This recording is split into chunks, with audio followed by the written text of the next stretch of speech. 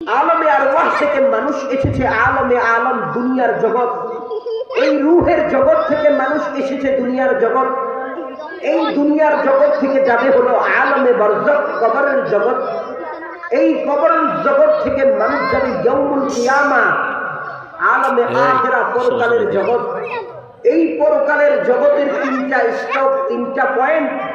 সর্বপ্রথম সেই কবরের জগতে যাবে, দ্বিতীয়ত কিয়ামতের ময়দানে উপস্থিত হবে, তৃতীয়ত হয়তো জান্নাতি হবে, না হয় জাহান্নামী হবে।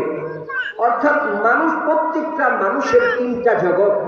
হয়তো সে রূহের জগৎ, এক সময় সে রূহের জগতে ছিল, রূহের জগৎ থেকে সে এসেছে দুনিয়ার জগতে, দুনিয়ার জগৎ থেকে সে যাবে কবরের জগতে, কবরের জগৎ থেকে চলে যাবে ইয়াউমুল কিয়ামা, হাসরের ময়দানে।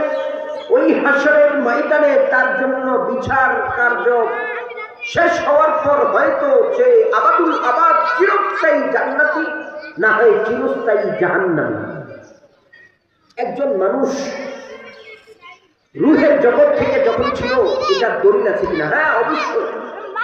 আল্লাহ সুবহানাহু ওয়া তাআলা সকল রূহগুলোকে একসাথ করেছিলেন, একসাথ করে জিজ্ঞাসা করেছিলেন, আলাস্তু বিরাব্বিকুম, যে রূহের জগতে আমি, আপনি, নূহের উম্মত, আদমের উম্মত, সকল উম্মত ছিল, যেখানে ডব্লিউ বুশ ছিল, ডোনাল্ড ট্রাম্প ছিল, প্রিন্স সালমান ছিল, মুসলিম থেকে অমুসলিম, হিন্দু থেকে বৌদ্ধ, খ্রিস্টান, সকলেই ছিল। সকলে এক বাক্যে বলেছিলাম, ক্বালু বালা, কেন নয়, আপনিই আমাদের প্রভু। ওই কথার স্বীকারোক্তির পর মানুষ যখন দুনিয়াতে এসেছে, আল্লাহ সুবহানাহু ওয়া তাআলা এত মাখলুকাত সৃষ্টি করেছেন। এই মাখলুকাতের মাধ্যমে মানুষ আল্লাহর পরিচয় অর্জন করবে।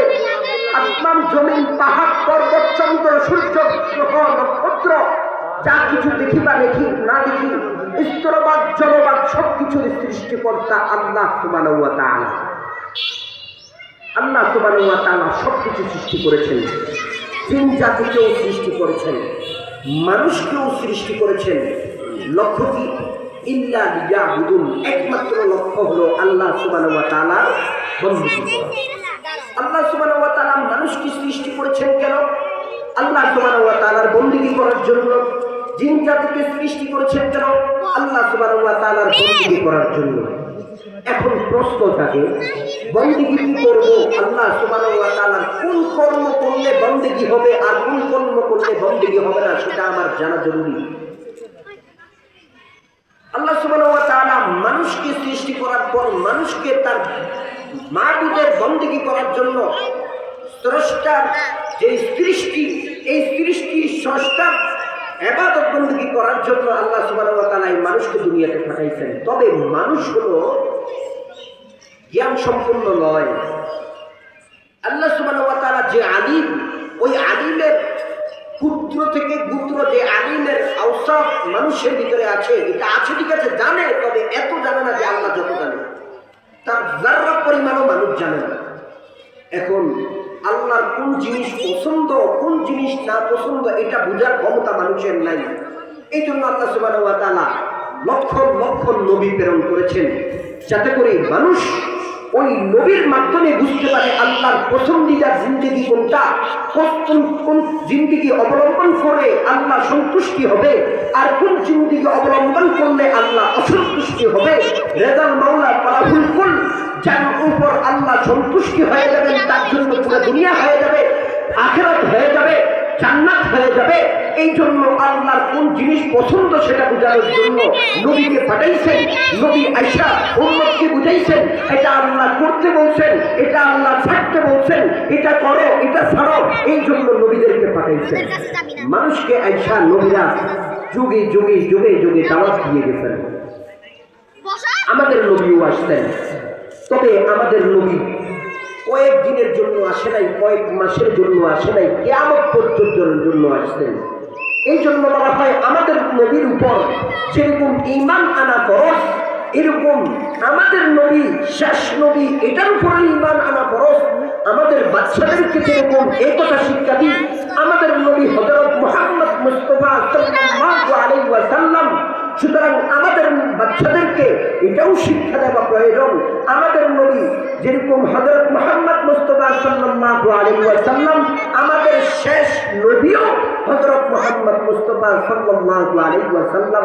সুতরাং প্রত্যেকজন মুসলমানের ঈমানি দায়িত্ব, উনি শেষ নবী এবং কিয়ামত পর্যন্ত নবী। নবীও সত্য, শেষ নবীও সত্য, ওনার পর আর কোনো নবী আসবে না। সুতরাং যারা বর্তমান দুনিয়াতে যারা বিভ্রান্ত ছড়াচ্ছে যে এই নবী শেষ নবী বলে মানতে চায় না, তারা কাফের, তারা কোনো ভ্রান্ত দলের অন্তর্ভুক্ত নয়, তারা কোনো ভ্রান্ত দলের অন্তর্ভুক্ত নয়। তাদেরকে আমরা মুতাজিলা বলবো না, শিয়ার অন্তর্ভুক্ত করবো না, এরকম বিভিন্ন ভ্রান্ত দলের অন্তর্ভুক্ত করবো না। বরং তাদের সাথে আমাদের সাথে যে ফাইটিং হবে, ধর্ম বিধর্মী এবং ধর্মাবলম্বী, এটা নিয়ে ফাইটিং হবে। মুসলিম অমুসলিমের ফাইটিং হবে, মুসলমান কাফেরের ফাইটিং হবে, তাদের ভিতরে ঈমান আছে কি নাই এটার ফাইটিং হবে। সুতরাং যারা নবীকে নবী মানে, শেষ নবী মানে না, তারা কাফের ছাড়া আর কিছুই হতে পারে না। যাই হোক, নবীরা আসতেন, মানুষকে শিক্ষা দিয়েছেন। শেষ নবী আমাদেরকে কোরআনের মাধ্যমে যে ওয়াহী নাযিল হয়েছে তার ভিতরে উল্লেখযোগ্য আল্লাহর নবীর উপর আল্লাহ সুবহানাহু ওয়া তাআলা ধাপে ধাপে ধাপে ধাপে ওয়াহীর মাধ্যমে কোরআন নাযিল করেছেন। কোরআন নাযিল করে মানুষকে শিক্ষা দিয়েছেন কোন কাজ করলে আল্লাহর বন্দেগী হবে আর কোন কাজ করলে আল্লাহর বন্দেগী হবে না।